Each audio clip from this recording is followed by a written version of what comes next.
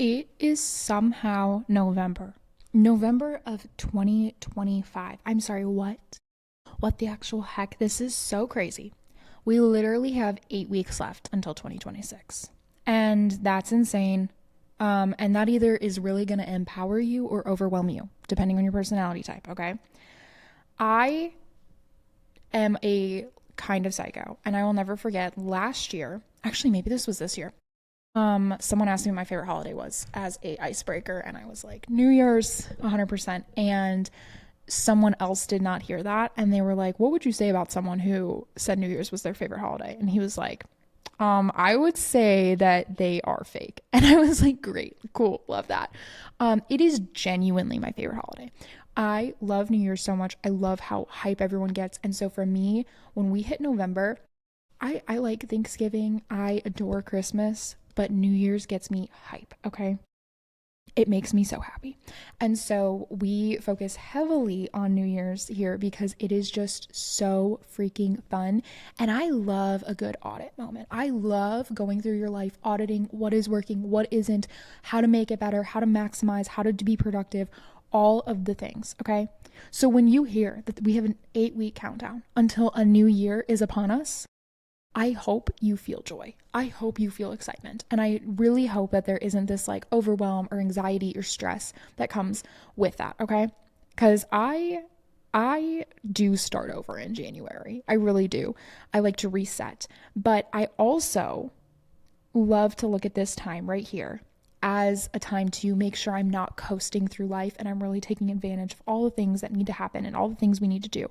And so this episode is your gentle, loving reminder that we don't need to wait until 2026 to reset, refocus, and finish the year well. Okay, so this is not a hustle mindset. This is not trying to push you forward, girl boss, too close to the sun, as our girl Taylor has been saying, but rather this is setting yourself up so that way you can move forward with intention and gratitude and peace and all of the positive things. Okay, so we're going to look at Galatians 9 where it says, let us not grow weary in doing good, for at the proper time we will reap a harvest if we do not give up.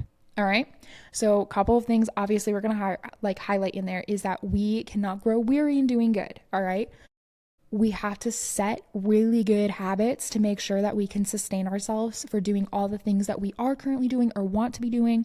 So that way we can reap the harvest if we don't give up. That's a big if right there, if we don't give up. So what we can do in this November and December is kind of recalibrate and prep ourselves so when it's time to keep going, we don't grow weary. All right, because it's a beautiful harvest we get to be a part of. So I think the best thing to do is to just kind of pause, sit back, reflect a moment, and just process through all of 2025, what's happened in your personal life though. If you need to think about big global events and happenings, that's fine, go for it. But really focus on you in this situation as far as like what's happened in your life, where are you going, where are you headed, how did you get that where you are now, all of that. That's kind of more of the focus. And then what we're going to go through is that gratitude aspect of reflection. And we're going to do a full episode on reflection before we get into 2026, but just kind of going through everything with an lens of gratitude instead of disappointment that you're not wherever you thought you were or didn't achieve whatever you had hoped to achieve at this point, okay? So progress is not always going to necessarily mean an achievement was hit, and sometimes it means something a little bit slower, a little bit calmer than this grandeur, like fancy achievement, all right? And so I have another verse for you. Lamentations 3:22 through 23. It says, because of the Lord's great love, we are not consumed, for his compassions never fail us. They are new every morning. So this is a reminder that we don't need a new year to begin again, because his compassions never fail us and they are new every single morning. So every morning you wake up, you are able to walk in the grace of God, in the compassion of God. And you are just a day away and a willing heart away from stepping into that promise. And so because of that, I'm just going to give you a couple reminders here, a couple little things that I want you to think about when it comes to the next 8 weeks of, are you creating margins to say no? Are you giving yourself the ability to say no to things and make space for things that you are actually called to do instead of filling your days up with things that maybe aren't serving you? Are you creating space to actually do what God has called you to and actually do what nourishes your soul? Are you taking care of your body? And I know everybody is going to really harp on this in the new year. They always do, and they probably always will. The new year is infamous for I'm going to get in shape. And I don't ever want to come across that way. That is not the goal. I do want to preface though, you should be stewarding your body well. So kind of look at your habits right now. Are you moving the way your body needs you to move? Are you nourishing the way your body needs you to nourish? Not because you want to look a certain way or achieve a certain goal, but because you are called to steward the temple that your soul resides in. Are you doing that? And then what does your stillness look like? What does your Sabbath look like? What is your quiet ritual in your day-to-day? What is your time of rest in your week? And if you don't have that routine built out, take the next 8 weeks to build out the routine of rest and quiet. That right there is going to be so helpful to you, like literally so helpful.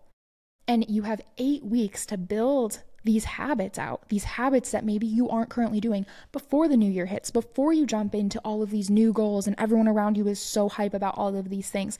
Take some time, figure out where you need to focus, and take the next 8 weeks to transform in those specific areas.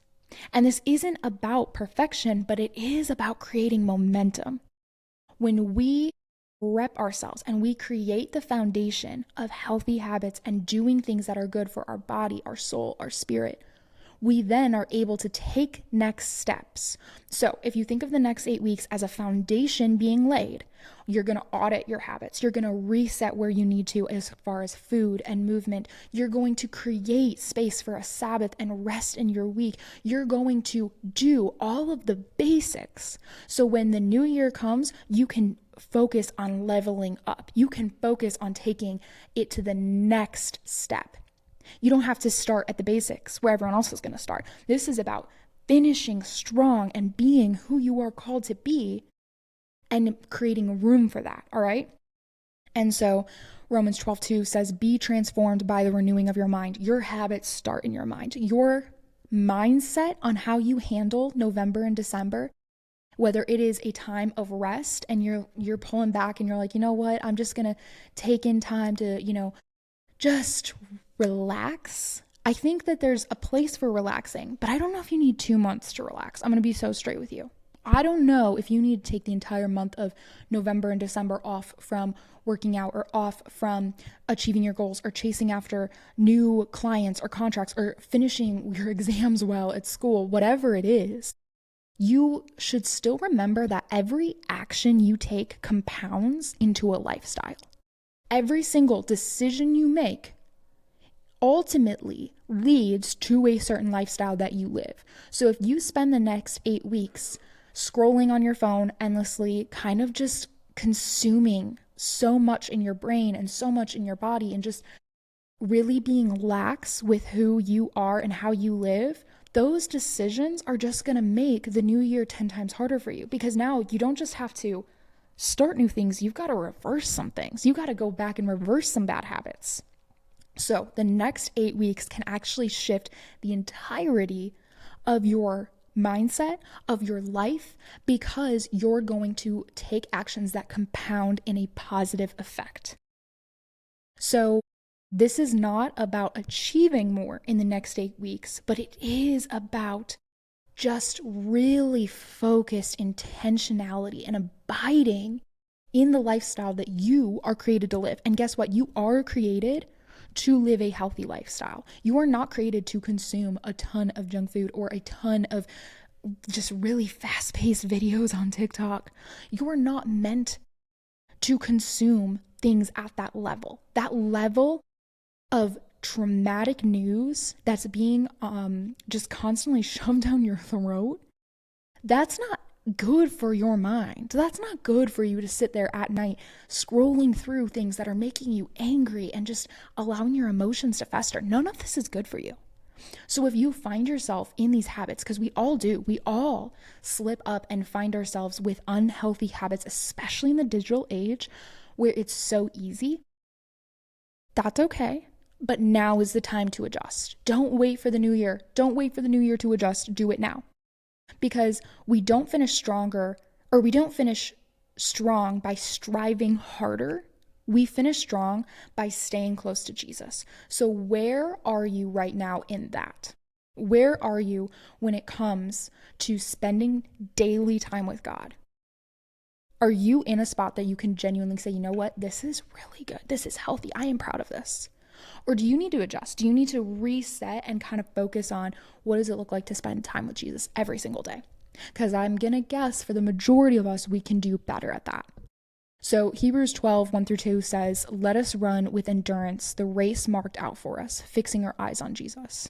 So for the next 8 weeks, what does it look like for you to fix your eyes on Jesus? What does it look like for you to run with endurance instead of saying that you don't need to chase after Jesus for the next 2 months because it's the holidays? Success isn't going to be starting over on January 1st, but it's going to be creating a consistent and sustainable pattern that you can continue on January 1st. So I just want to imagine you ending this year with so much clarity over the chaos and with peace over the panic, okay?